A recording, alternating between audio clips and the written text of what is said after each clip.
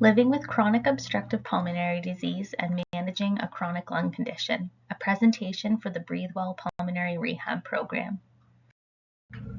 An important part of living with a chronic health condition is taking an active role in your health. This includes learning about the condition so that you can better understand the symptoms, triggers, and how to best manage the condition and live a healthy life. Throughout this video, we will address information about some common lung conditions and practices for living a healthy life while having a chronic lung condition.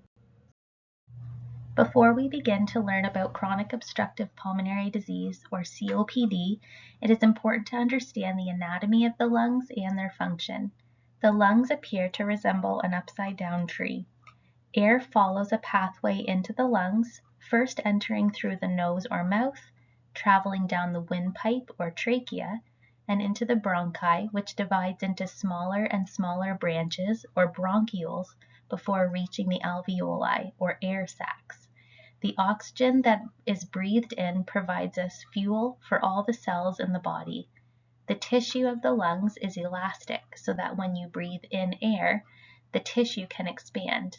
As you breathe air out, the elastic in the tissue relaxes to help move air out of the lungs and exhale. For someone living with lung disease, the elasticity of the lungs may be damaged and make it difficult for the lungs to expand fully. As a result, some air remains trapped in the lungs. There can also be damage to the air sacs, or alveoli, that make it difficult for oxygen and carbon dioxide to be exchanged in the blood, causing shortness of breath. There are also accessory muscles that are involved in breathing. The biggest and most efficient muscle is the diaphragm, which sits under the lungs.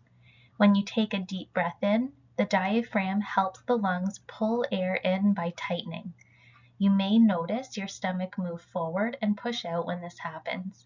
When you breathe out, the diaphragm relaxes to its original position and helps to push air out. Other muscles that help with breathing are in the neck, chest, shoulders, back, and abdominals.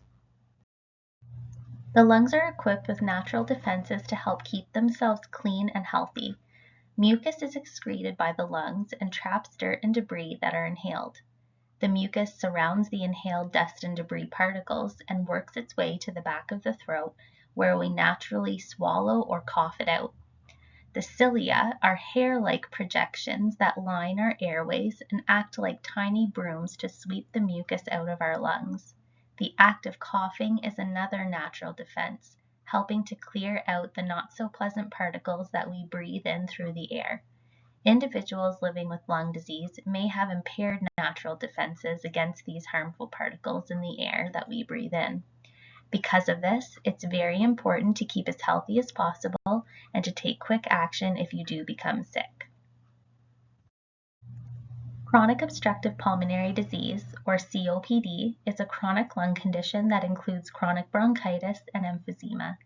With COPD, the airways become blocked either by inflammation or swelling, or the air sacs that exchange oxygen and carbon dioxide from the bloodstream become damaged. As a result, it becomes more difficult for air to be exhaled from the lungs, leading to shortness of breath. Symptoms of COPD include shortness of breath, chronic cough, mucus production, wheezing, respiratory infections that last longer than others, fatigue, and unexpected weight loss.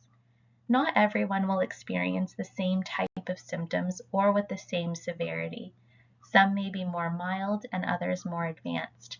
While there is no cure for COPD, it can be managed to slow the progression of the disease, and treatment can improve quality of life. A majority of cases of COPD are caused from smoking. Other causes include exposure to occupational dust and chemicals, exposure to biomass smoke, for example, burning coal, wood, or charcoal, exposure to secondhand smoke, and an inherited alpha-1 antitrypsin deficiency. There is also an increased risk of COPD with long-term exposure to air pollution, frequent lung infections in childhood, and poorly managed childhood asthma. Other chronic lung conditions include asthma, interstitial lung disease, pulmonary fibrosis, pulmonary hypertension, asbestosis, sarcoidosis, bronchiectasis, and cystic fibrosis. These lung diseases are similar because they involve changes to the structure of the lungs, and they involve similar symptoms or breathing problems, and many of the treatments and management strategies are similar. For more information about these specific conditions, please visit www.lung.ca. Shortness of breath is one of the most common symptoms associated with COPD and other chronic lung conditions. Shortness of breath may be mild for some and more severe for others. Shortness of breath may be triggered by exercise or activity, anxiety and emotions, low levels of oxygen in the blood, and other triggers such as humidity or extremely cold air. Let's review some strategies for managing shortness of breath. Pursed lip breathing is a breathing technique that can help manage episodes of shortness of breath. Steps to follow. First, inhale slowly through your nose until you feel that your lungs are filled with air. Then, purse your lips as if you would to whistle or to blow out a candle.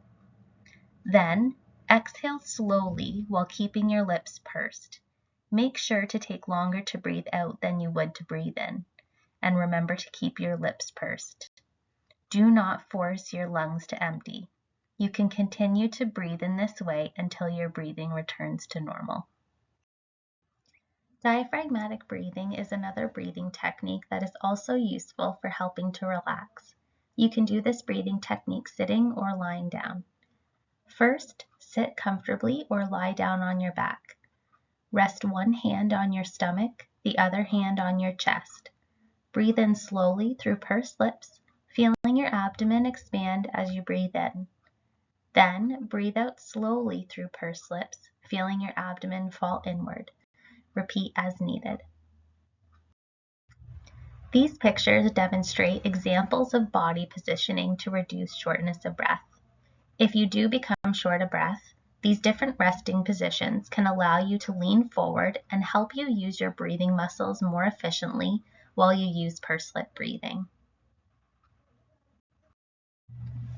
Another common symptom people experience with COPD is increased mucus production and difficulty getting mucus out of the chest. One way you can help expel mucus out of the chest is by using the controlled cough technique. To perform the controlled cough, sit and support your abdomen. Good posture is an important first step in being able to cough up your mucus. Then take a slow, deep breath using your diaphragm, so your stomach should move outwards, to build up air behind the mucus. Hold your breath for 2 seconds. Then cough twice with your mouth open using the huff technique. Coughing with your mouth open allows the mucus that is deep in your lungs a chance to move from the smaller airways to the larger ones. Follow with one strong cough to clear the mucus from the larger airways, and then rest. You can continue to repeat these steps as needed. Use the controlled cough technique after you wake in the morning to clear the mucus that has built up during the night. You can also use this technique an hour before you go to sleep, before exercising, or more frequently when you have a cold or a flare-up. COPD flare-ups occur when your COPD symptoms, such as shortness of breath, cough, mucus production, or appearance, suddenly become worse. COPD flare-ups are sometimes referred to as COPD exacerbations or lung attacks. COPD flare-ups can be caused by an infection, smoking or exposure to secondhand smoke, air pollution, and anxiety. Symptoms of a COPD flare-up may include increased shortness of breath beyond your baseline, increased cough, and/or an increased mucus production, change in the color, more green or yellow, or consistency, thicker or stickier mucus. Some people present with all of these symptom changes, while others may only have some changes. It is important to reduce your risk of having a COPD flare-up as much as possible, as flare-ups cause damage to the lungs and can reduce lung function. To reduce your risk of a COPD flare-up, be sure to wash your hands often and properly, Get your influenza and pneumococcal vaccines. Exercise regularly. Enjoy a healthy diet. Take your medications as prescribed. Avoid people who have respiratory infections, and avoid smoking and exposure to secondhand smoke. A COPD action plan is a written contract between you and your healthcare team to help you recognize and manage COPD flare-ups if they occur. A COPD action plan is another tool to accompany the information and self-management principles for managing your COPD every day. There are many different COPD action plan outlines. No matter what your action plan looks like, it should include the following information. First, contact information for your healthcare team, such as your primary care provider and certified respiratory educator, and your health goals. 2, instructions on what to do when you feel well in the green zone, what to do when you feel worse in the yellow zone, and what to do when you feel much worse in the red zone. When you're in the green zone, your COPD symptoms are at your normal or baseline for you. For example, do you cough every day? What causes you shortness of breath on a regular day? Do you cough up mucus? And if so, what does it usually look like? It's a good idea to write down your normal symptoms so that it can help you to recognize when your symptoms are changing.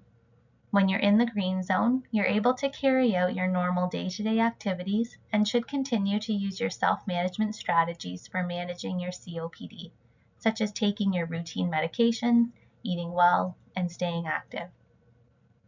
When you're in the yellow zone, there are noticeable changes happening with your symptoms, such as more shortness of breath than usual, more coughing, or changes in your mucus color, amount, or consistency. If these changes have been going on for more than 48 hours, it is likely a COPD flare-up and requires action. This part of the action plan will look different for everyone.